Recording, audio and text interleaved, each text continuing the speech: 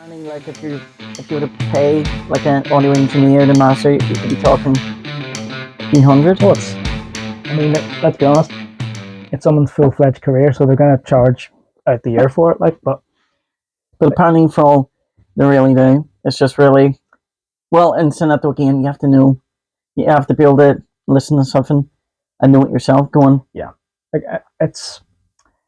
I think that to what you were saying downstairs, though, that is probably where we've got to where everything is fairly homogenized with music. And that, let's be honest, these publishers and stuff like that have big teams who do all this. it's like a production line rather than a craft. Yeah, so it probably funnels down and everyone has a standard of doing it, so it all sounds fairly the same. Like, whilst if everyone was mastering it themselves, they would, again, consistency would be off out of left field, but at least everything would be unique and down to what they wanted, their style, because you could send it to someone to have it done, but they may, it's almost like a tattoo, like they may specialize in, have their own something clean, their own imprint on it. Yeah, whilst you may want something a bit more gritty. So it's, I would actually love to hear, now that you mention it, because you do tend to find there's going to be certain genres that I don't know, or maybe more geared towards people doing it for the passion. Like I would actually probably go as far to say is maybe like a lot of EDM music. Yeah, even though there is some of it, like there's some of it's quite commercial, but yeah, for the most part, a lot of it's. Yeah, I think it's because it's, and this isn't to take away from it, but it is so accessible because it's all laptop based.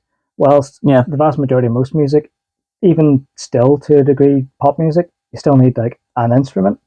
And I don't care what folks say, like even when it comes to like guitar and string instruments, I still think you need the actual instrument itself. Drums, I think you can get away with as far as using the electronic version because it's just, well, it's keeping pace. Unless you try and put in like a electronic drum, like a solo or something like that, then it's going to sound a bit skewer. But no, I like as far as you mentioned pop. Like I mean, I'd love to see the outcome because I know for enough that's not their job, but like you're rarely gonna probably get a pop artist that is, they'll maybe have some involvement in the production. You know, they might, in terms of their level of involvement with mixing or mastering, it's probably gonna be very minimal. It's like they go in because, well, you know for a fact as well, whenever you look up a song and you realize there's like 8 songwriters, you're going, it's doubtful that they're going to have a massive impact on the balance of everything by the end. Yeah, like I think, to be honest, we, like as far as like, suppose for lack of a better word, the Hollywood music scene, I think it's a lot closer to what they had, like that, there's a name for it in Japan, do you know, like where they just get like a target demographic of these like characters and they make the band, and once they get like too old or whatever like that, they just get swapped out. Like baby metal? Like baby metal, yeah, like that's what they started as. But I think, to be honest, that's America and Hollywood have that. They just don't have a name for it. Because they just have different acts. Yeah, because realistically, like, as you say, the vast majority of them are, it's almost it is just a performance. It's like a play.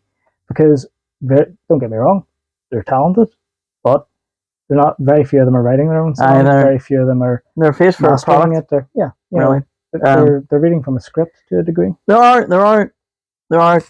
Not to say that there. I mean, there are genuinely. Oh yes. Talented, pop artists. Yeah. Even outside of their singing ability, there is, but unfortunately, you'll know the difference between the ones with the talent and the ones that weren't, because you'll get ones that even whenever they start out and they're young and sexy, but whenever they get there, they start to get on a bit. Yeah. And suddenly that they start to not look like the demographic they were initially in for. Yes. So like if you get a guy that's in his 20s singing about in the club, and then next minute he's in his late 30s, early 40s going, in the club. Suddenly it's a wee bit creepy. Yeah, exactly. It stops being like cool or, like exciting, and then just like, okay, this is a bit creepy. Maybe controversial opinion, but like I tend to find it as awful as it sounds. I think this is why when you hear that there's like members of boy bands that turn out to be gay, I think that probably gets covered up, because I think from a marketing standpoint, because they're aimed towards a female audience. They want to market them like he's single and you could have him if you met him. Yeah, it's the same way with like attractive like female artists for the most part. Typically, if they're in a relationship, you won't hear about it. Well, that's again sort of like fantasy for folks. That and the curse of aging again, because you look at Madonna as an example, all from the 80s and 90s, it's really playing off the whole sexualization stuff. And whenever, again, once you got to a certain age, for some people could argue maybe she just fell out of favor of what was popular, and she does still have a following, but with the music that she releases now is a real like striving to like fit in with a sound that she should never be trying to fit in with. She should have been just going, this is what you're used to with me. I'm sticking to it. I think it's a hard spot in that situation because you have two choices, which is try and keep up with what's around or double down entirely on what you were, which will still, for certain genres at least, will still be a bit weird.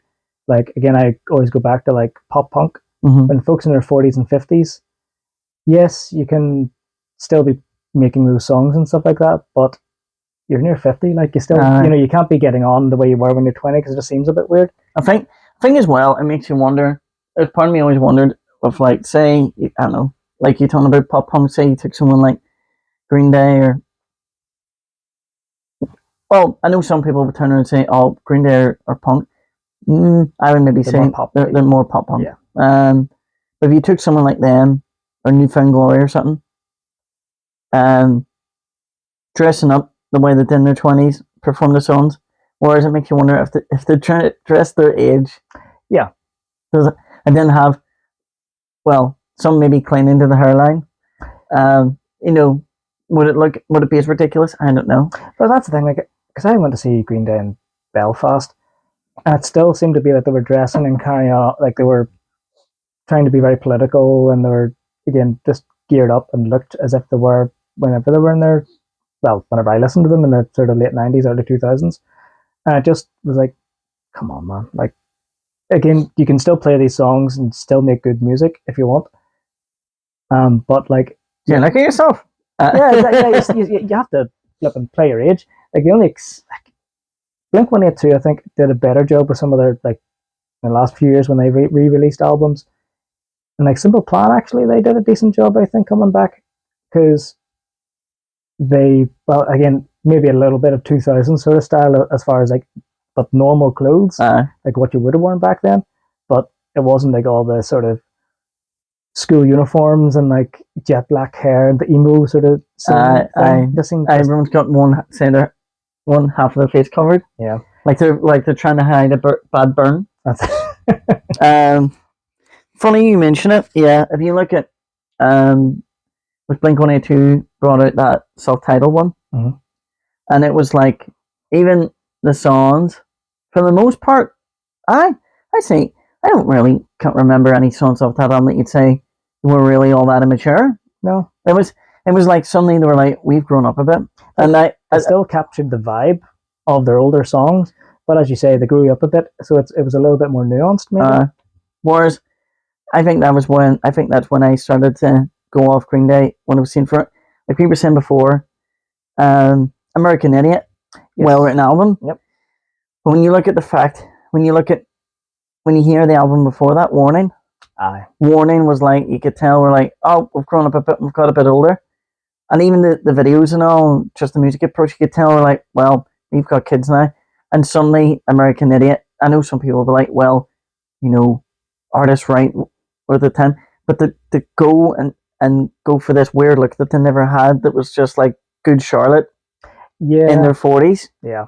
I never got. And I think, to be honest, American Idiot, I think, was like their big break to an extent. Brought them back type thing now. But also, I'm pretty sure that wasn't like, artists' intent. It was probably some guys in board meetings saying like, this is what's popular, this is what's doing well. So not everyone hits right now. George Bush. Yeah. Hey, that'd be an idea. Because see me look around that time that American Idiot came out, it wasn't like this new. It wasn't like oh wow, people are being anti-government, anti-establishment. I was actually being edgy to do that sort of at the time. Whereas now it's like edgy. No punk band. Well, I don't know. It sort of feels like it's went 180. Yeah, I can think it was. It's like a different kind of anti-establishment. Yeah, like funnily enough, was it your guy Tim Dillon? He was saying like to be rebellious these days, you have to be like, you know, hardline Roman Catholic and, you know, like very, very like traditional, you know, like straight as a arrow type of person, and that's being rebellious these days. The weird thing was that America used to be very trying to censor everything coming from a strict religious background, just. Yeah. And that was purely that, but it feels like now actually the people from the religious background are actually less censorship geared, than what certain sides of political spectrum are trying to suppress certain things that can and can't exist. I think it's that sort of question of top down versus bottom up, and it's very much, well, we've got the upper foot now, so like at least with top down, because there's going to be so much red tape, at least there's a defined structure as to what they're going to limit.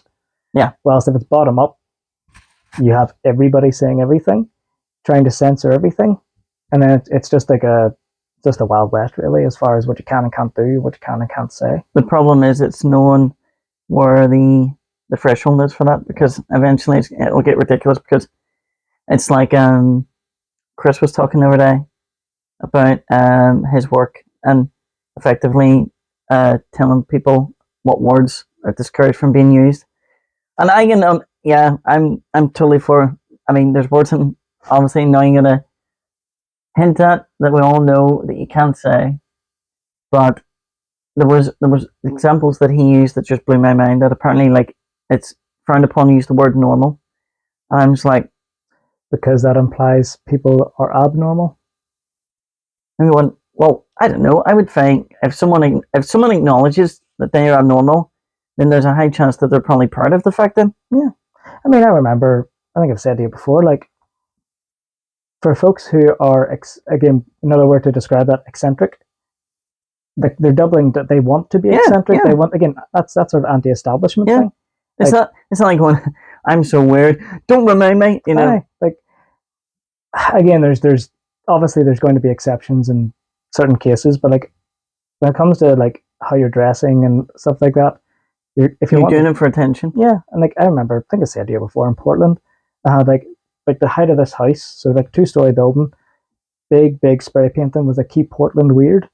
And I mean, so that I think that's their whole shtick, is eccentricity. Like their city's mascot was a guy with a Darth Vader helmet, wearing a tutu, riding a unicycle, and playing a flaming bagpipe. That's pretty weird. I think I've ticked all everything that was there. But sounds like someone just went for a kid's toy box and just you know, like Sid from Toy Story. He just grabbed different parts from his sister's doll, Darth Vader, his Maz leather. But like, because it's down to the individual as well. Even if it is someone who's neurodiverse, they may want you to acknowledge it. And again, if it's normal for people to get funny nicknames or something, if that's going to be their nickname and it's meant in a kind manner, not giving them a nickname would be discriminating and isolating them, if you know what I mean. Yeah. So it's so context driven. The thing is as well, the people that would kick up a stink about, like you saying, not being you know, if for some reason didn't like being excluded, having it like a nickname. Nicknames typically are like, you know, derogatory. Yeah. You very rarely go, there's handsome fucker. You know? Exactly. It's always going to be something you did or some of the character flaw you've got. There's Joseph Merrick. But there was some really weird ones that he mentioned that I was like, who's going to bring this up in conversation? I think one was peanut farmer. Who would that be towards? Apparently there was a period of time, and I think it was in American history, that like there was African Americans were like forced to sit on a certain, was it part of the train or part of the bus, and peanuts, and you're like, who the hell's gonna know that? Yeah, it seems so oddly specific, you know. Yeah, like again, it would, if anything, it would be like one city and one state would maybe still use that term. Like I know there's a few things for like Latin Americans and stuff like that, but even then, a lot of them are very American focused, which again, as I said to Tim as well, like, I mean, do you not agree that this all just seems to stem from one country, that all is, and he's like, yeah, because I don't know, it's just, I think at times that it's like I don't know, there's just like, you're effectively opening up a platform for people that victimize themselves, but like even did actually mention, I mean, one that they mentioned, and again, it doesn't attribute, I don't see how it's ever going to attribute to here, very minimal percentage, was like, I think one term might have been powwow, and they were like, oh, we can't use that because it may offend Native Americans. Like, how many Native Americans do you know in Belfast? Yeah. Okay, I know, yeah, Belfast is becoming a lot more diverse, but I don't see no harm. Maybe it's just me, and maybe I just think, as much as I have pride in our country, if I lived in America, I would go, all this opportunity, this is shit. Let's go to Northern Ireland. Let's go where there's no funding for small businesses. There's no support for this or that. Let's go to the country that the government won't go and do their job. Exactly. The only ones who aren't working are the flipping government. Oh, there's potholes as far as the eye can see. What a land of opportunity. Oh. Cynical. No, like it's, again, I think, well, to be honest, I would argue that that's them being fairly, like, what's the word? I think they're taking their culture and implanting it elsewhere where it's not needed. It's almost I don't know if prejudice is the right term, but they're like making preconceived notions that these are common terms and other. Let's be honest, if you had, because I worked at that company that Chris was at, we did one of those ones specifically for racism, and of course you had folks who, I think they were deliberately just trying to wind the person up, but if naturally afterwards everyone's sitting around, do not clip from Father Ted. I hear you're racist now, Father. It's the Greeks I'm after. It's the Greeks. Good for you. Good for you, Father. Good for you, Father. It's the Chinese he's after. I'm not after the Chinese. But like, yeah, but no, like I think if you were to discuss like sectarianism over here, fair enough. Or stuff, or let's be honest, there's quite a large, originally who've come from like Poland and stuff like that, and more middle Europe who have come over here. And it's just like, okay, if there were problems with that, or you wanted to address problems with that, that makes sense. Yeah, because it's something that you're actually gonna run into. Yeah, because it's something you might engage, or something that you might be ignorant of that will affect you in your day-to-day life. Because was there not like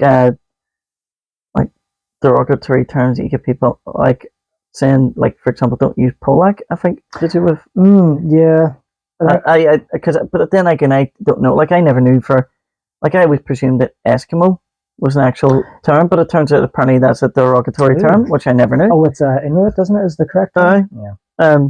Like, I always presumed that Eskimo and Inuit were just two different groups. Because like we heard that growing up as kids and stuff like that in like shows, and it sounds terrible, but you hear it in a kids show growing up, you assume, oh, that's fine, that's normal, which shows you just how easy you can be of your time, I suppose. Well, that's like and I'm not going to mention this story on the chat because you probably remember the one about my mum in Primark and the t-shirt. Yes. But I pretty much summarising that people from an older generation being okay with certain words that we now know. But it's easier said than done, really, but sure.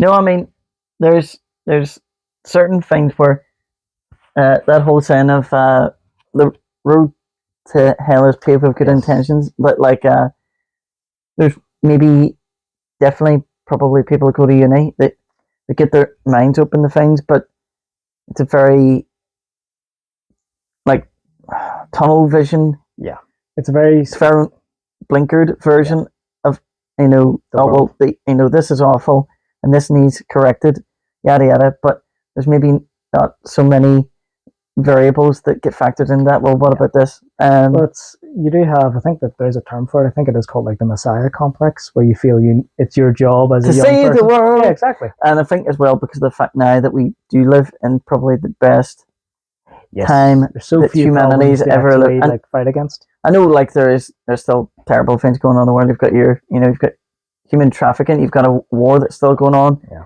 and lots of other types of corruption. Looking at you, BBC. But yeah, I don't know. I think that's probably I think that's probably why you see like it rise in them giving statistics about mental health and stuff like that, because I think it's human nature that you need something to like fight against, or not even fight against, but you need a weight to pull.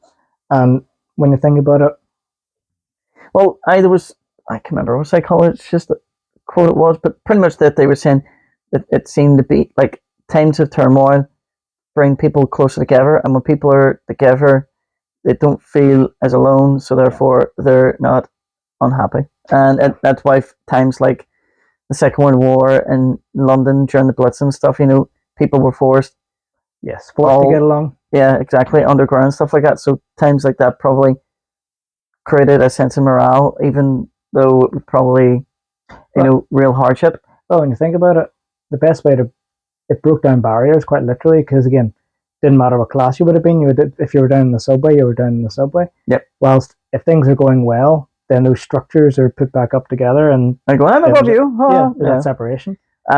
Whereas makes you wonder, if that had been now, would everyone have just sat in the subway on their smartphones? It's like, what's the Wi-Fi password? I know. Oh, what do you mean the Germans blew up the Wi-Fi?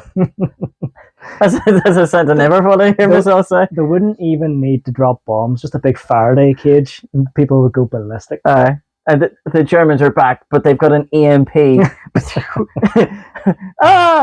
don't even need nukes anymore. It is literally just EMP. There we go, done. I know, and suddenly just society turns into Mad Max. Yeah, exactly. Oh no, that's right. The cars wouldn't even work. People the electric cars, your banjacks. Get people on bicycles, like attacking people. People wearing satellite dishes and all on their head, because if science fiction's told you anything, is that people take old items and appropriate into clothing.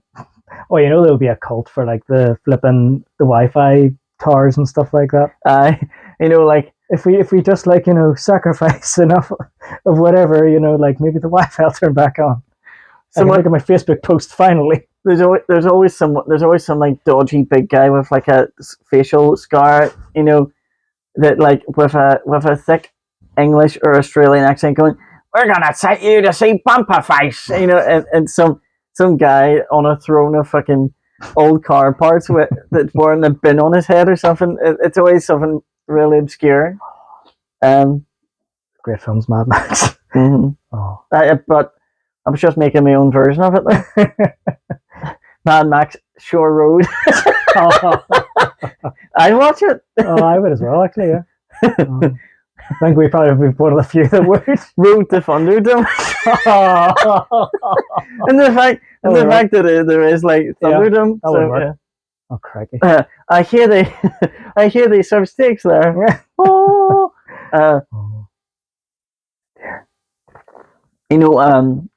Yeah. I don't know. I think in terms of over here, in terms of the comedy scene and stuff going on, I think you have so much potential with like watching all those local podcasts, like Shane Tull and Colin Gessel. The podcasts were perfect for just for comedians in general, because it gives them a chance to be funny, but that's just a win-win, because they get to actually just like be genuinely funny in a conversation. It's not staged. Yeah, it's not staged, but also it lets people get to know them, gets their name out there, and it's just like good marketing as well. Like it's a win-win. Well, I mean, like it's funny because obviously, he may as well have put down the first 2 years of the 2020s were the dark times. Yep, the dark ages. Everyone was in prison. Everyone was like Rapunzel, but close to the ground, locked in your tower. Everyone's under house arrest, and everyone, except rather than dangle the hair out the window, everyone was shaving their own head. But you look back at the whole comedian thing, and that was apparently like the podcast really blew all that up, because Shane Tull and Colin Gessel had been doing theirs before COVID. Yes, but like for example, that Mudblood one that William Thompson, Pan McDonald did, like their clips of theirs were circulated. Like I remember there was one. I was the first I'd seen them. It was one on WhatsApp, and then I found it on did a bit of Google search and found it on YouTube. And yeah, apparently from lockdown, that was sort of what got their popularity up. And the majority now have like Patreons and all. Yeah, like I think it's probably been the case where them actually being able to release the stuff, but also people sitting down in their house, not able to go anywhere. Not like, and let's be honest, if you're out and about, you're just going to look at whatever automatically comes up. Whilst if you're locked down at home, you're probably thinking, well, I wonder what's happened around my area. So you're searching for Northern Ireland, so it's going to bring that stuff up a wee bit more like so. Well, that, and I think, I don't know if you would agree, but I feel like now YouTube really does have you could, well, I suppose some would argue TikTok if for the ADHD people out there, but YouTube can probably put up a good contest with TV and 100%, and streaming services, because you get like types of entertainment or videos on things that you're probably not going to get commissioned on a random terrestrial channel, or maybe not even on a Netflix documentary for as obscure as they are sometimes. Exactly, and for some of the tripe that they put on. But like, it's for let's be honest, like, it's for 15-minute videos, and it can be really obscure topics. There may be like 100 or 1,000 people in the world who care about this one thing, but there's someone because one person actually decided to make a video. Again, barrier to entry is so low, literally just a phone in your pocket. Yeah, you can make a video. So I mean, the barrier to entry is so low, and it just opens up so much content for everybody. I think realistically, it's mathematically impossible to watch everything on YouTube, because it's just so much. I think it's like millions of seconds for every second or something like that. With the amount of content now. Yeah.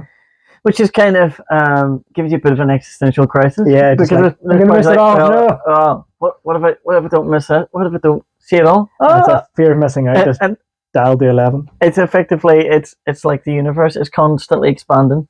Yep. But like, you never know what really takes off, because look at your guy Charlie. They call him Penguins Zero. You know him talking about? Oh, yes. There's another name he went by, and it's doing my brain in. Anyway, anyone probably watching this that's ever been on YouTube will probably seen him at some point, but you've seen him. Aye. But like, his videos, he puts them up, and most of the time, I mean, it's not like there's no disservice to him, because he's actually usually quite interesting to listen to, but he'll just sit and talk about a topic, and like within the video being up maybe a day or two, it's got like so many million views, and I'm just like, how did this happen? It's, again, not to take away, because I'm sure he's probably done his research and stuff like that, and he's got notes to back it up, but it is just a guy talking to a webcam or to a screen. So realistically, anyone can do it, and it's just consistency, I think, is a big thing. Yeah, and I suppose personality. Yes, yeah, you have to have some level of quality in terms of what you're talking about and how you bring it across and stuff like that. Like, do you remember? What was his full name? William Ray Johnson, was it?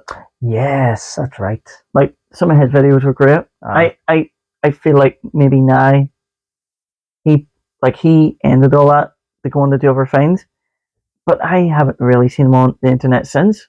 Yeah, I think he was of the era, I think, though, where you weren't really making a big ton of money on YouTube. So what you did is you got popular on YouTube to then go and do like TV and commercial sort of things. And you see that with the guy Lil Dicky, who was the rapper, the comedic rapper. His plan was get popular doing like funny raps, so he could then start his own comedy show. And I think he has gone about doing his own comedy stuff now.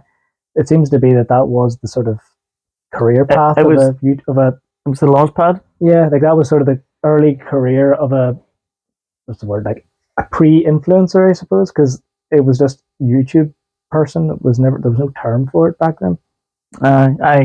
You know what, the term influencer. Oh, it's cringy.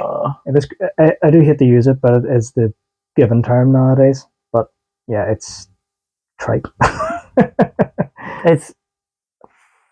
I don't know. Maybe it's just me purely, but I think anyone that has aspirations to be that an actual influencer? Is it a dangerous thing because they're drinking the Kool-Aid? Because yeah, exactly. What was it, Jim Jones? You ever heard that?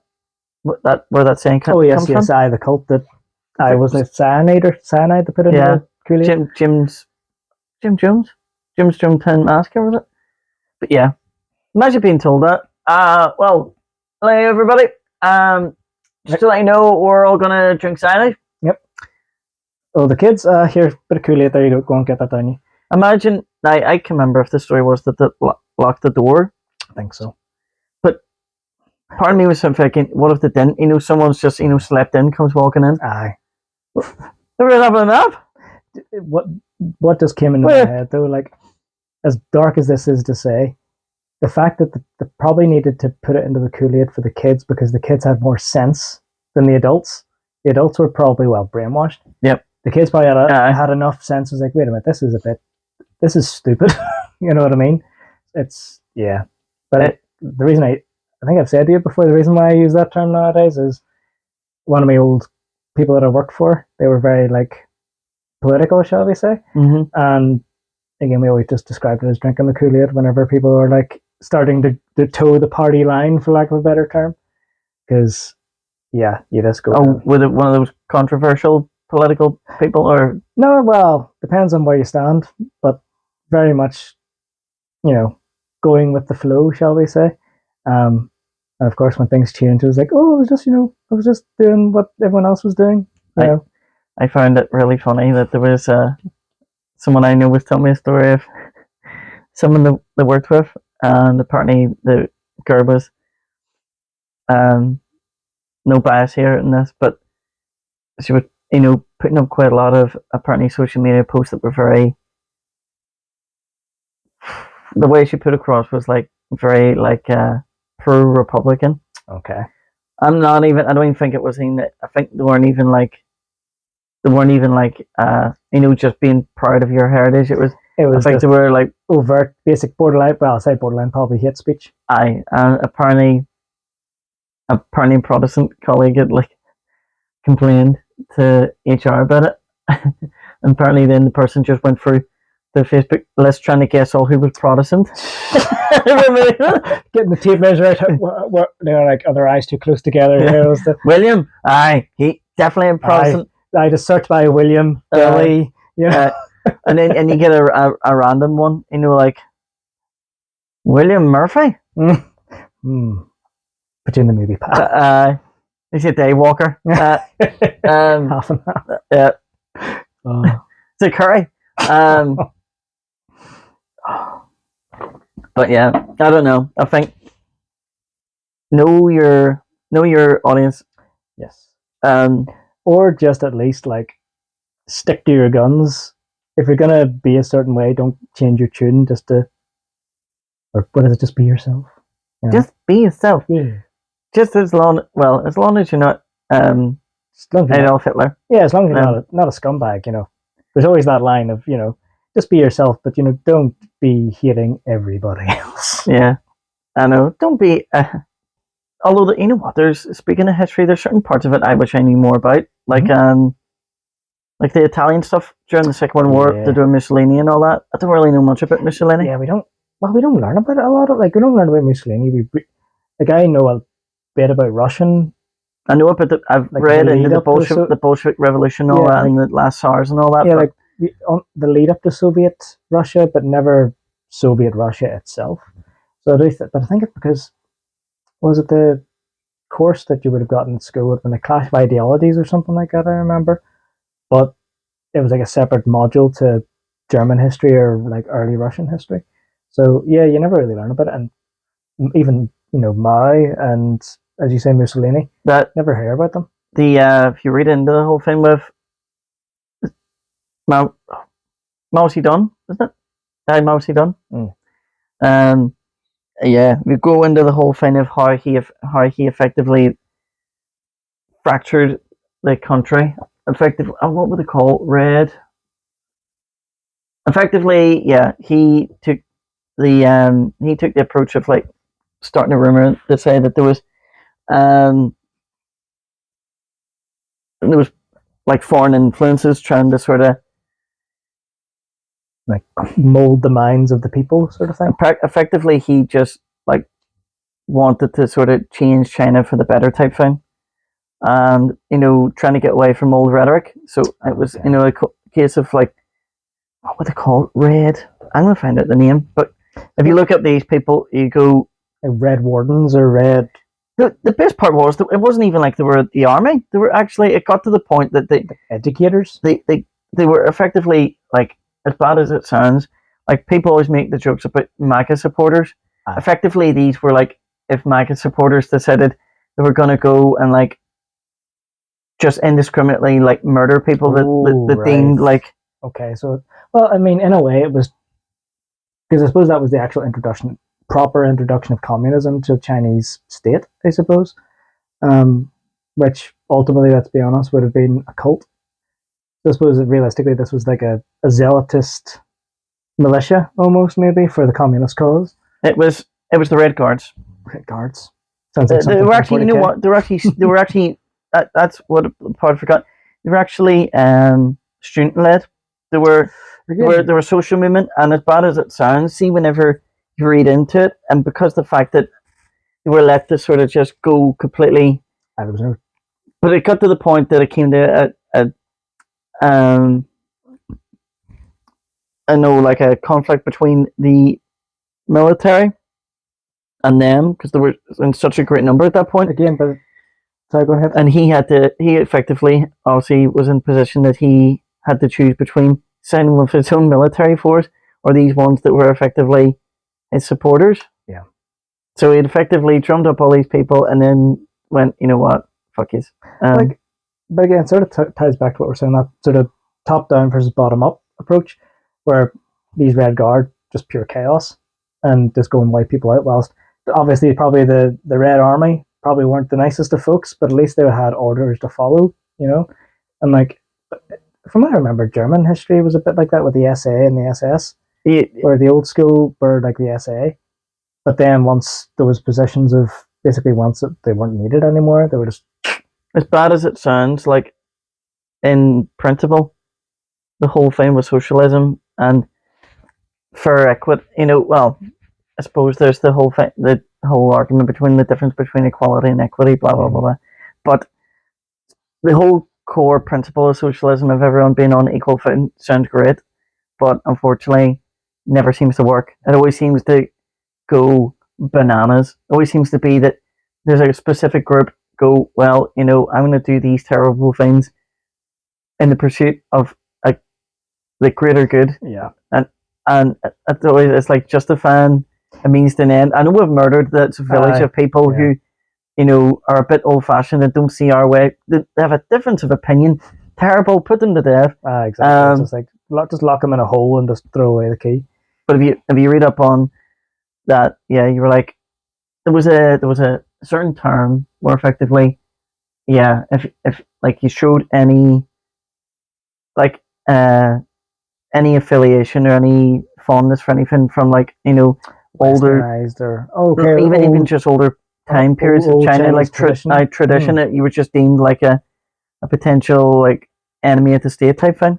But again, that almost, I mean, Russia had that to an extent where it was like, again, if you like the Bolshevik sort of thing. If you were a fan of the Tsars and effectively the royal family and that, then even the fan of religion, really, like you think about it, it was very much like, so you were Soviet, there was no religion, it was the opiate of the masses and all this sort of stuff. Mm-hmm. Like, that was the term that Lenin used. Yes, yeah. And I mean, like, I would like to understand the mindset of your man Lenin whenever he wrote that. Was this written as an actual manifesto to like actually implement, or did he intend it to be like a thought experiment? I don't know, because obviously he got shot before he could actually do it himself, which, the people who are pro-socialist now would say, oh, he would have done it right. But but then you would also have to have like killed any potential threat to him to keep him. So, that's always every time there's a revolution, it's never done. I know, like, someone argues because they've got no other option, but you always tend to find with revolution it goes a bit mental. It's not even a case of they go in and the target they take out the top ranking members and go right, they're clean. This is, and even at that, depending on the context, the people need to be put to death. What they do? I think that's the thing. It's like, how is the revolution based on genuine moral grounds, or do you just want power? Yeah, exactly. Or you just like wanting your own go, for lack of a better term. And I think there's there's maybe quite a few. Maybe at the start, they're aiming for the former, and then they go, "Oh, I'm powerful now," and that all gets completely pushed to the back of the mind, and suddenly. I do think there's also a bit of ego of, "Oh, I can do it right. I'll do it right." And again, you get that with modern day socialists, where it's just like, "Oh, that's not real socialism." Like I would do if I was doing it, I would do it properly. Well, I will define it then. Give us an example. Well, that's the thing. Like, there is no good example of socialism, and it's been done several times in the vast majority with quite a broad range of like financial circumstances and things like that. Like Venezuela. Yeah, you've got Venezuela, you've got Cuba, you've got China, you've got North Korea, you've got.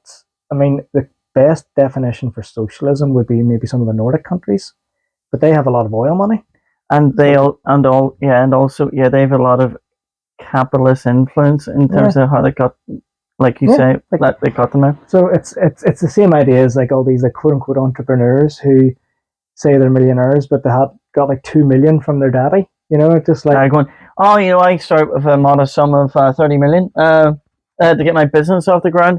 But here I am, self-made. I know. It's just with determination, grit, and enough to buy a small country. And my daddy's checkbook. But see, like in terms of China, like it's probably the most successful. But again, because a country's bad when, like you said before, about the factories having to put nets to stop people throwing themselves out windows. Yeah, that's a bit of an indication to say the reason why is because they're effectively engaged in modern day slavery and child labor. And I mean, it's that sort of thing. Was it from Peep Show or whatever? That skit of those guys who did Peep Show. But you think as they're drilling the flipping nets on, it's like, wait a minute, are we the bad guys? Yeah. Just like, good grief. This is to keep birds from getting in, isn't it? Sure. Yeah, that's what we'll tell ourselves. But there was me and Stuart were talking about the whole thing about, I don't even know how I came up randomly in a WhatsApp chat. You're like, this is a very sensible conversation to be talking about climate change. But I'm like saying about the whole thing that, to me, still, I don't know. I just don't feel like that what we've got as our substitute for fossil fuels isn't sufficient enough to substitute it and sustain the growing populations. And whenever you look at, you have to question certain things. Whenever Just Oil is funded by Just Stop Oil is being funded by people that belong to oil companies, that there's a profit to be made. Well, but also, the fact is that it's these people who are, let's be honest, gullible, who think what they're doing matters, being made clowns of in the eyes of the world to, as you say, being funded by oil companies in order to make any genuine endeavors to improve the environment seem ridiculous. Yeah, well, I don't know what's stopping someone getting the work's going to do. You're just going to, you're really just going to limit your support, I think. But even at that, like if I know there's like certain countries taking the measures now where they're going, right, by the year 2030 or 2040, there's not going to be any more cars on the roads. I think it was over in the UK, they're talking like 2040 or 2050, like all electric cars. And right, yeah. But the thing is, there's people pointing out, which is a fair point, that there's certain countries aren't going to be able to do that. There's certain countries just about are sustain themselves with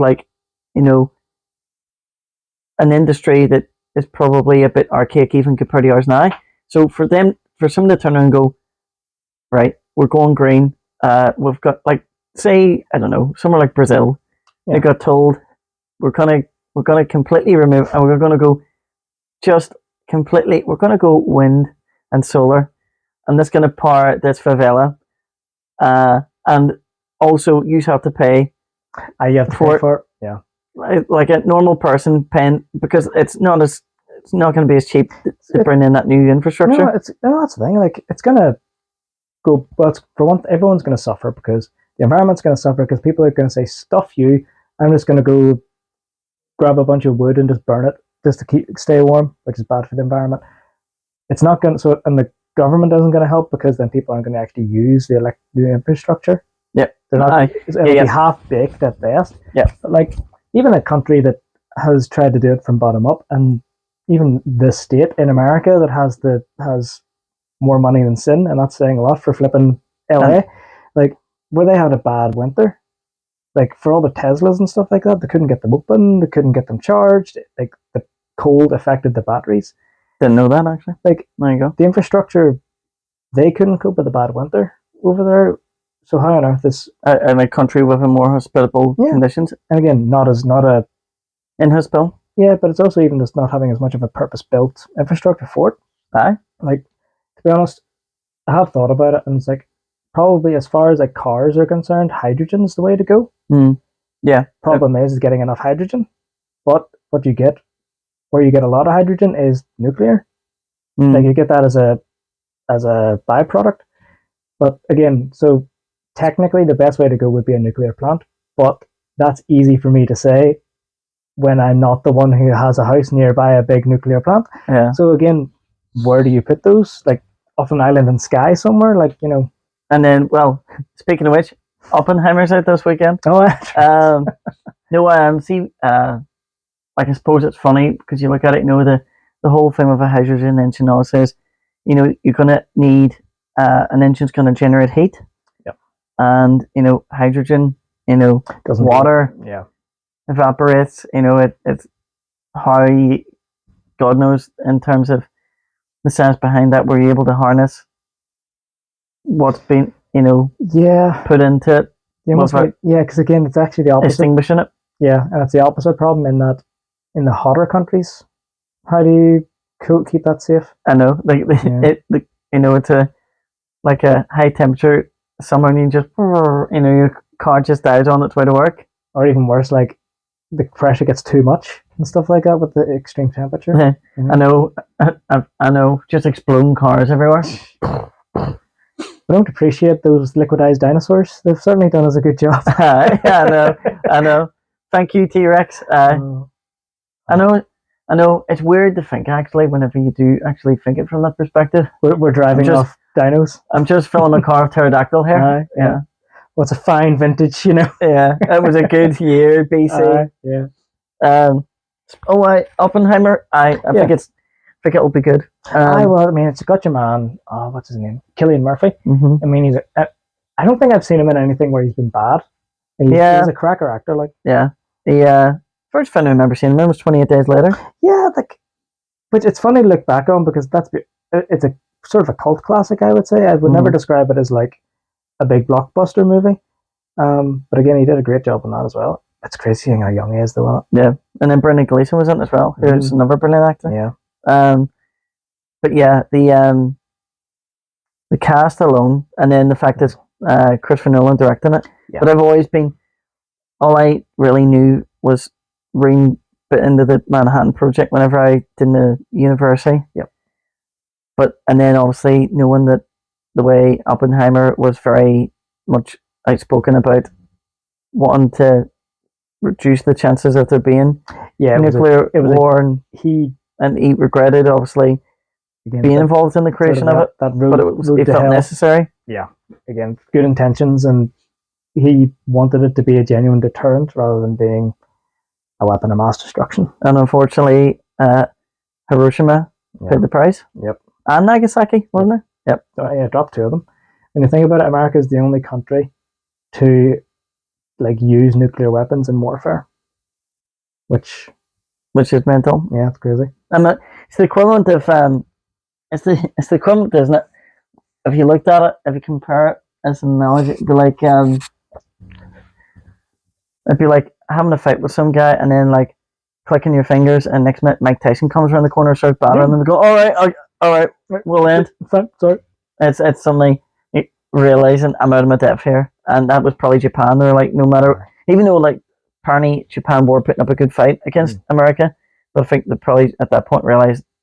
I mean, and this is the thing, like when you consider the size of Japan as far as just purely geographically, Ian, you people would say, well, it's because they did a surprise attack, blah blah blah, but they held their own. It was the fact that, you know, I think it says a lot. I don't know, although I suppose it's always been a bit of a cultural thing with Japan that, I don't know, there seems to, you would argue that in some ways Japan and Vikings are, you know, the whole, like, there's glory in death. Yeah, you know, again, like, when you think about it, they still held on to that a lot at that time. Like, there was cases where they, like, was kamikaze pilots, and then there was the ones that were trained to roll under tanks and blow themselves up. Yeah. So I mean, like, they very much were. Well, they had no fear, really. You know. Like, imagine, you know, the instructor, like, guys, I'm only going to show you this once. Oh, dear me. Sorry, what button did he press? Was it counting to 3 or counting to 5? Is his hand still attached to the detonator? I know, I don't know. It's just, I mean, like, I can't remember if I mentioned that before. I don't know if Carl had thought about it from that way before, but there's a moron police on, and I can tell it's very anti-war. It was, the chorus is what, like, war life is a sweet life, baby. Yeah, we're getting paid for getting laid straight into the ground. I was like saying, oh, you know, but it's this happy, cheery song, but it's got this, that is its chorus. Undertone.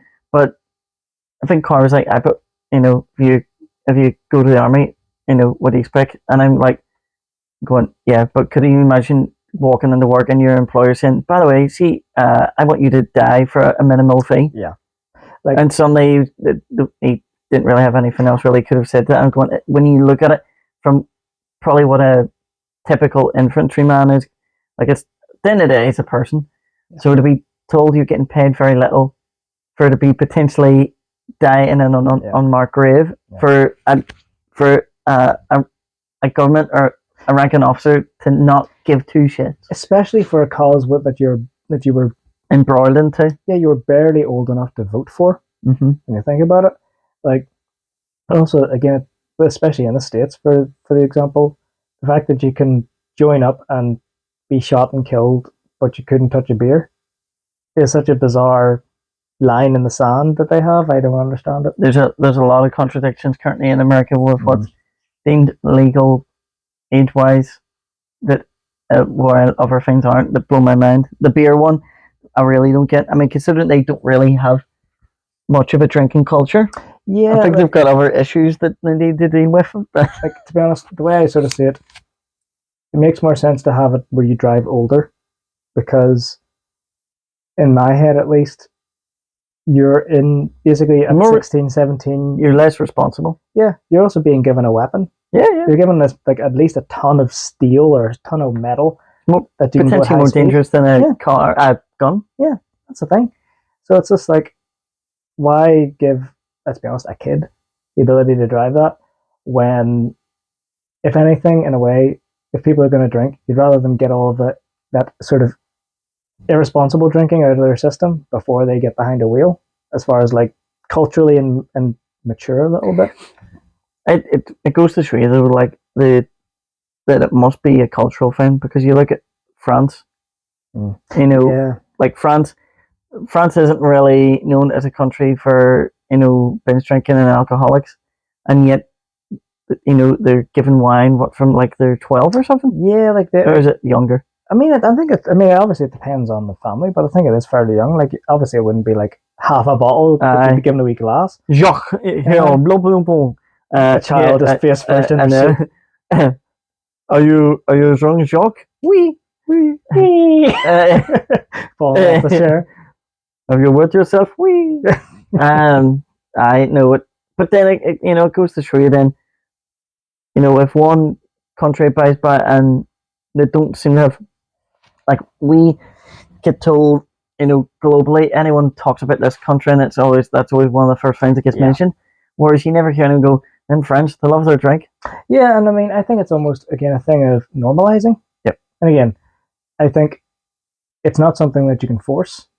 In a way, you can't force this to be normal, certain things to be normal, because that's something that's naturally developed over there. Whilst you couldn't do that over here, it would just be, it would feel as if you're trying to force drink down people's throats.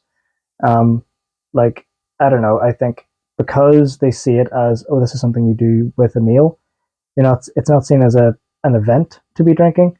Whilst over here, it's either food or drink. A celebration, you'll go out for a meal or you'll go out to a pub. If you had a bad day, you'll get a takeaway or you'll go to the pub and drink away your problems. Yep. Like, it's food and drink seem to be like celebrations or coping mechanisms over here specifically, but also just I think the UK in general. Whereas parts of Europe, it's more like it's literally, I don't know, they just know how to enjoy food and culinary. Yeah. It's like the whole thing about what's deemed cuisine.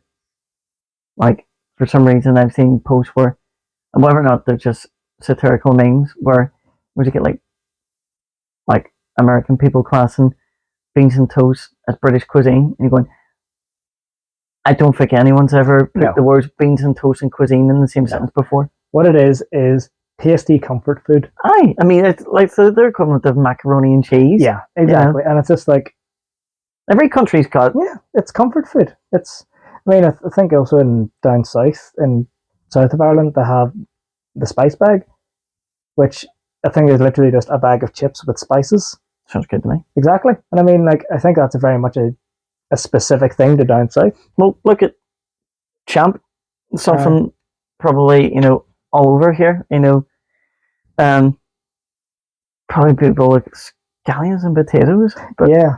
But, you know what, I'd be honest though, there's one thing I do think is that what's awesome is the fact now that we have all these cultures come together. You get to try foods that if we were born 60 years ago, never would. And someone said to you, "You want to try a Thai green curry?" But what the hell's that? What the fuck's a curry? And what's a Thai green? And now you realise that, and again, you get some people going, like some people said about British food and over food here going, oh, it's so bland. Or you can get the people doing the still racist, where going, oh, white people can't deal with spice or like don't season, which again, bit racist considering you go to France, again deemed one of the best places in the world for food, but for some reason no. Also, let's be honest, a lot of the fancy artisanal food that you get in places like European, and there's not a lot of spice in them. Mm-hmm. It's herbs. Yeah, exactly. You don't need. I think there's a misconception that you have to like cover things in sauce for them to taste good. Yeah. But yeah, I don't know. It's great being able to try different things, and that's it. And it's even like mixing and matching those things. Like, again, over in Northern Ireland, there's the Northern Ireland Chinese which food. Is going to completely differ from, like, it's not real Chinese food. And also, I think, because I remember seeing on TikTok people saying like us referring to Chinese food as getting a Chinese being like racist. Yeah, which I don't. But people refer to getting Italian food and getting. Oh, it's effectively, yeah. I mean, it's nationality. It's a nationality. It's a descriptor. Nice, yeah. Like someone saying they're going to get an English breakfast or whatever. It's like it's a subcategory of that food. It's just like a adjective. It's just this is the variation. But like, if we get to the point that we can't start to use those, it's going to get really messy in terms of like. How else can you describe them? Could have that fry with the mushrooms. You're killing me here. Could you not just have to use one word and we all would know what you're talking about? Yeah, exactly. Like over here, like, because we have basically it's a chicken curry, but it's not nowhere near an actual chicken curry. But I remember seeing it was like an Irish pub in Portland, and they had advertised as food for the restaurant was Belfast chicken curry. I was walking by. I'm sure I would have been horrified if I ordered that. I'd love to know. I would probably have thrown it at them, but like traditional. Oh, I'm home. Just like Belfast. This is like, nah. I would like to know what the atypical Belfast chicken curry taste like? What's the standard? Yeah, I mean, I think it's like just curry sauce, chicken, and peas. Maybe some onions if you want to be spicy. Yeah. No, but yeah, but even sure the same as Indian food. Like I've heard that there's some dishes aren't even meant to be spicy and hot in their original recipe. Yeah, but it's like an English thing. The bravado kind of. Yeah. Oh, I can eat that. Put the spice on, and that's why things like vindaloo came about. Yeah, and it's funny that the most popular food in England, or UK, is chicken tikka masala. Mm-hmm, that's right. Which I don't actually even think is. I think it was invented in the UK. Yeah, that's right. I've heard that. Which is ridiculous when you think about it, that they made a thing and decided to try and make it sound exotic. I know. But again, I'd be curious to know actually what tikka translates to then. Yeah. Because even chicken, fancy. Yeah, because there's because again, when you think about a lot of names for dishes, they're very literal. Like chili con carne is chili with meat. Oh, I didn't know. Like carne is carnivore, so it's just meat. But there's a lot, even how we describe it. That too. I haven't had chili con carne in donkeys. Mm-hmm. But even in English, we have beef, pork. Those are the French. Proteins. Yeah, but even the word beef is the French is obviously a butchering of the French word for cow. When you think about other le bouffe. Yeah, le bouffe. Other languages don't have food names for animals. They just have I'll have some cow, or I'll have some. We say chicken or fish still, but that's actually a fair point. But yeah, that's true. Like you say chicken or you say lamb, but yeah, you never hear anyone say cow. So I think again, this shows that English is an absolute Frankenstein's monster. That's a hodgepodge of. It's just robbed things from different other dialects. It's German, French, Latin, yeah, and obviously Celtic and all that sort of carry on. It's a big melting pot. I don't know why it just crossed my mind, but I'm realizing Vindaloo. Never should have been named Vindaloo. Oh, that's terrible. Because, well, I've never had one, but I wouldn't be wanting to try it. I do like I like something with a bit of kick, but yeah, I think if it feels like someone's poured napalm in my mouth and I can't taste anything, I'm okay. I don't know what cooking show it was, but the way they described it is, if you feel the spice on your actual tongue or in your actual mouth, then they've done it right.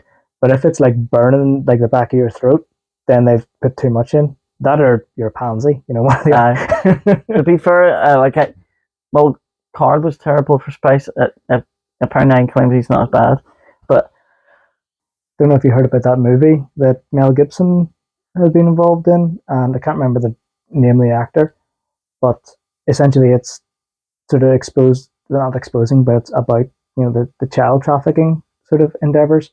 Is that the Sound of Freedom? Sound of Freedom, yes. And the fact that it's not, let's be honest, if that was, you'd expect something like that to be quite controversial in a good way. So you'd expect lots of people to be supporting it or talking about it, but dead silence. It's funny. It's funny, right? Because I've seen a few critic reviews on IMDb, and the majority of critics for me they're all so focused on, they all love the smell of their own farts, in the sense that, if it's got a message, and you could have something that's conveying a message that's very contemporary, that that we're constantly being regurgitated through different forms of media, and if it that is the sole vehicle, and there's no entertainment value, they'll fucking love it. Yeah. Whereas this is something that it seemed to be that the tone I picked up in some of the excerpts from the reviews is as if they were going, oh, it's got a message. I'm really confused. I'm going, these are the same critics that are usually all about about the message, lambast it with praise. If it's going, oh, it's got the message out there. To be honest, I just think they're in the back. Well, they're just as much in the back pockets, to be honest, as mainstream movies and stuff like that. So they'll praise Marvel, they'll praise Disney, but I think whenever, and I don't think it's conspiracy theory they're in on it or anything, but I think it's just they've been fed a diet of quite poor media, and being told that this is good once they have something that they need to like conditioned. Yeah, once there's something they need to actually sit back and digest, they just think, oh, this is just like, it's they just don't know how to take it really. See the whole story behind the whole Gamergate thing. Oh, flip! That's a blast from the past. That's going on. But it's funny whenever you look into that and the people that started that and the publications that started it, that apparently you look into it, that the connections, like there was game editorials at that time, and it came out that there's like effectively like a newsletter that all these major game editorials all would have been sort of, like they would have been given, and it was sort of very much like maybe not like a fraternity, but it was like a case of here's the goings on, you report and put your own thing, blah blah. Sort of the inside scoop and all of it. But finding out that like and I always hate this. I'll tell you the part that I hate because it does make me roll my eyes. But apparently, this is absolutely true. That the company who handled that editorial, the guy that ran it at the time, his dad was actually head of some part of the American education system. Yes. And at that time, they'd been commissioned to do a study to see about, what's the term that I could think of using?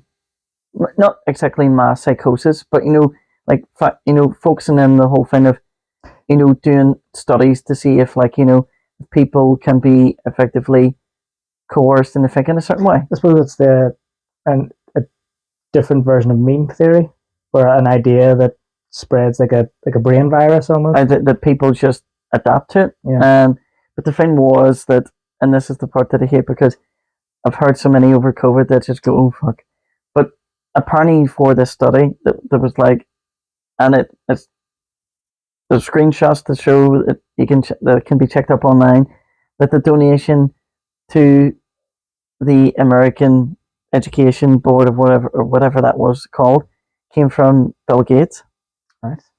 And they were whatever way that people going with the connection was that had the dad approached the son going, right, well, I want you to put a spin on this, get the editorials out of pen, because all those editorials took the stance of pretty much taking your woman Sarkozy saying, going, oh yes, all gamers are bigots and sexists and homophobes, and seeing what the reaction would be. Uh-huh. I mean, it was stupid really with all that, because the new if you're gonna walk into someone's gonna walk into a Celtic supporters club in a Rangers top, you guarantee you're not going to get a warm reception. No, just don't. Well, it's very basically just don't poke the bear. Aye.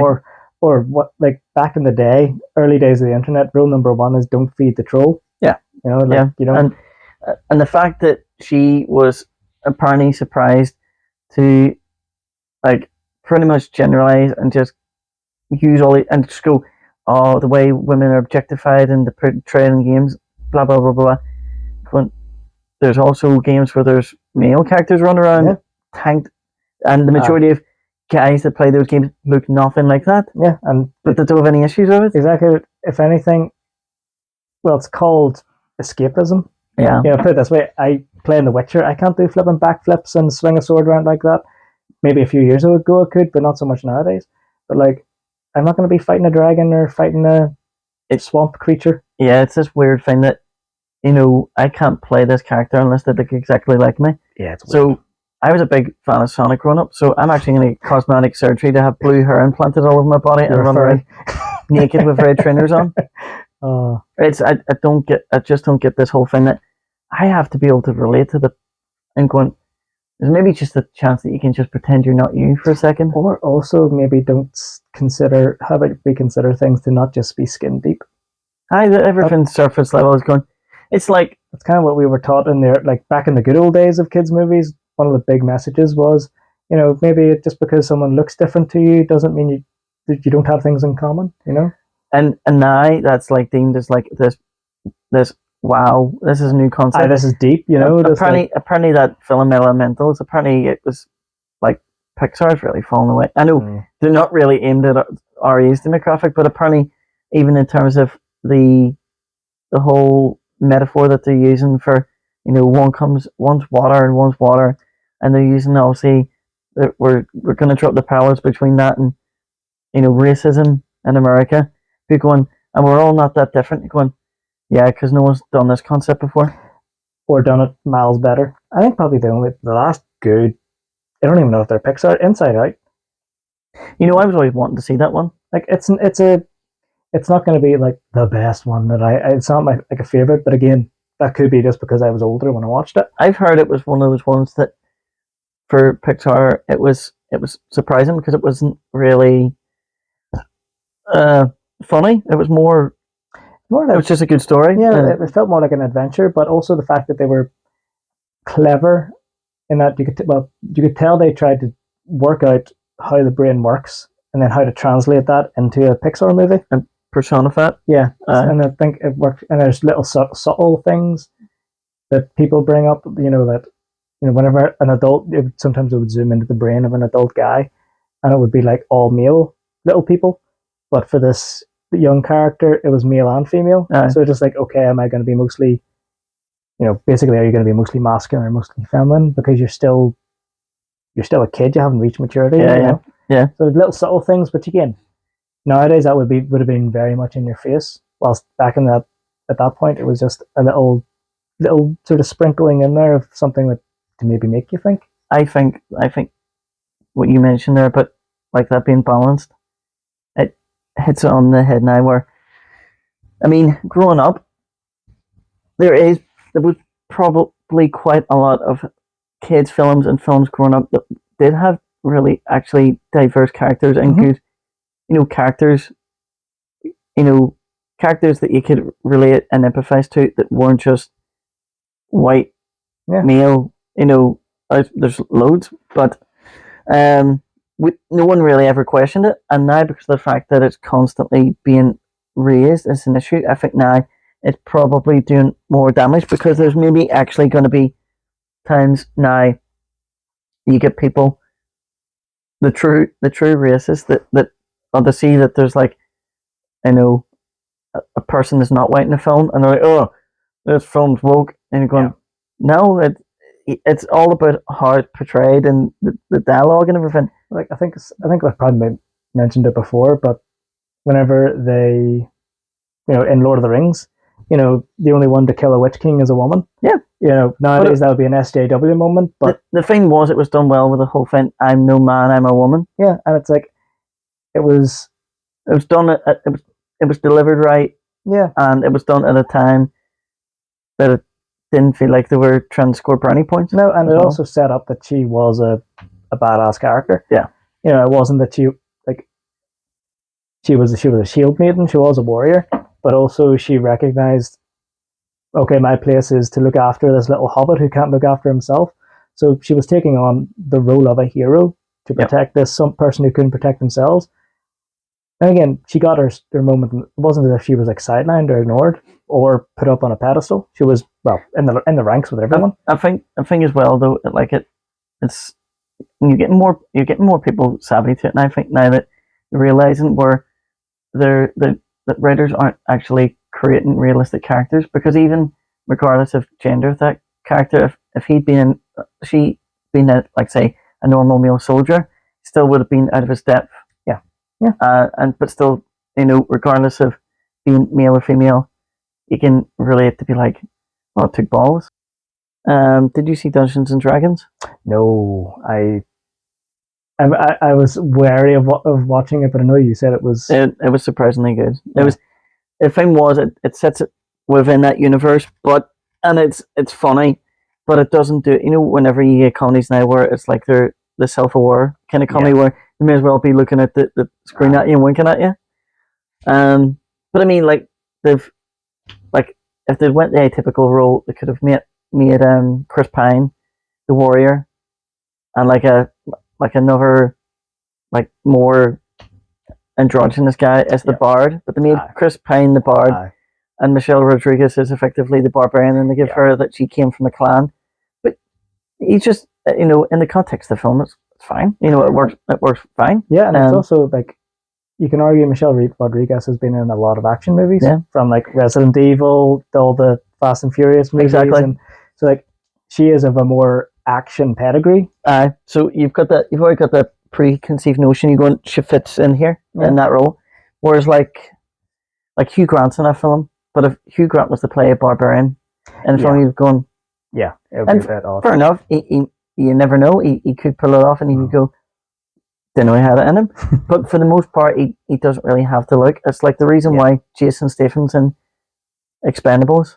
Yeah, I think it's a question. It's not even like physicality. I don't think you need to be big and strong, but it's the way you move. Yeah. And again, I think that's where Michelle Rodriguez sort of comes into her own, because she has plenty of choreography experience. She's quite physically fit as far as being athletic.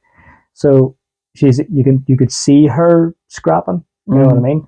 Like, whilst if you had maybe someone who's a bit more heft on them, a bit more burly, like sort of like a middle-aged fella, you're not going to have him, doing the same sort of stunts or anything like that. Well, I could see, like, for example, you're not going to have Judi Dench playing her part. Yeah, exactly. Like, it's just like completely different. Although now, considering how Judi Dench sounds, it'd be, I'm going to cleave some skulls. It would be pretty comical. That would actually be good. We need that. We just need to get Judi Dench to play a game of D&D. Yeah. I roll a 12. Decapitated you. There's again, it's just fit and face. There's another thing that I hate now as well, but like, that's why I was using that as an example, because even though the writers of Dungeons and Dragons came up with some weird statements before the film were released, like something along the lines of, I don't know if it was the paraphrase, but something about that they wanted to sort of belittle or water down strong male characters. I'm going, a weird intent. I mean, funny movie. You don't need to sort of reduce one type of character status to like elevate another. You can have them in equal footing. Not being funny, especially in flipping D&D. Like, it's quite literally where anything goes. So why do you feel that? Why do you need to try and give people the answers to the quiz before they step into it? If that makes sense. Like, aye. You know what I mean? Like, why are you telling people what your intent is? Why don't you let people like infer the intent? I don't know. It's a strange culture, I think, for a lot of writers. But then again, sure, they're all on strike now. So, yeah. I think though that there's quite a lot based on the quality of their output these days. I think there's a few need to get to move jobs to somewhere else. Yeah, because there's too many they're way too concerned with being activists, and I think rather than trying to entertain, because ultimately you can't make something timeless unless it's something to reflect a time, like someone doing a film on the Vietnam War. That was huge. Yeah, there was millions of people died. It had it had an impact, in America and Vietnam and in the Cold War. Yeah. So whereas someone wanting to do a film about, like, I don't know, taking like modern day politics and applying that ideology and putting it into, like, you're seeing like films or TV shows set in the 18 or 1700s, and they're trying to take those sensibilities from now and putting it and going, it doesn't work because people didn't think like you did, and you can clearly see you in the writing. Like, and I think one example of that, for some reason, don't know why it came into my head. Hackshaw Ridge. Have you seen it? Great, fantastic movie, and like, it was, again, fairly modern movie, but based on a time, I think it was Second World War, and it was whenever Americans were like trying to push back sort of Japan. But you have one guy who was, what's the term that they use? Pacifist, yeah, like something, basically, pacifist, where he refuses to use a gun. But like, they could have easily tried to like corrupt that with sort of modern day politics, but they stuck very true to that guy's life story. Yeah, I think they actually dialed some things back because people wouldn't believe some of the things that he did. They probably would have thought this is blown out of proportion. This has been hammed up for the movie, so they had to cut some things. I think that's what I think it's all really, it's all. I think really the general public's dissatisfaction is maybe like had a domino effect on what's currently going on, because people have stopped. Well, apparently Netflix is turning around and claiming that since they cut back on the password sharing, that they've seen an increase in viewers. Whether or not that's to be believed. Well, I'll be honest. I'm going to be cancelling mine, like, because they started saying, like, basically saying, like, we expect you to have your own account for each house, and it's like, for one thing, there's barely anything on Netflix that I want to watch anymore. You know what's actually the things that I watch most? They're foreign TV shows. See, like things like nearly all the Korean TV shows, brilliant. But there's a lot of teenage drama guff, and then the films are usually shite. Yeah. But yeah, I mean, the whole thing of streaming services are seeing a dent. Well, majorly more Disney apparently. The fact that they're now taking this whole stance of cutting back on the quantity of things that they're making, and people going less to the cinema. Yeah. Initially, they were blaming the cinemas because of COVID, but the fact that there were films even during that time when there was lockdowns that were still people were like going to see that, so that was bullshit. Yeah. But then obviously less tickets, less streaming studios, then obviously at a loss. They're then having a domino effect. Cost of living goes up. Writers aren't getting paid enough. Yeah, like at the end of the day, I mean, every industry is sort of, I don't use the word cutting down because that's not right. But every business is trying to find money where there isn't any money. Yeah. And I think, to be honest, Hollywood have been living a highfalutin sort of life where they're just throwing money at things. Well, I mean, you didn't really get much of a return on investment. Like the amount of money they put in, the quality, you weren't getting the quality out. Should you not hear? But Netflix was making a live action Masters of the Universe. Right.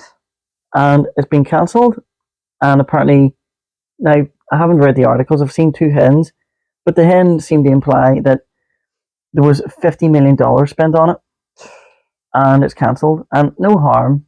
Like, you get people all the time criticizing, like, people in the public eye, like they'll turn and go and say, Elon Musk, he's worth so many billion, doesn't deserve it. And you go, oh, but he donated so many million, going, well, he should have donated more. Going, did he have to?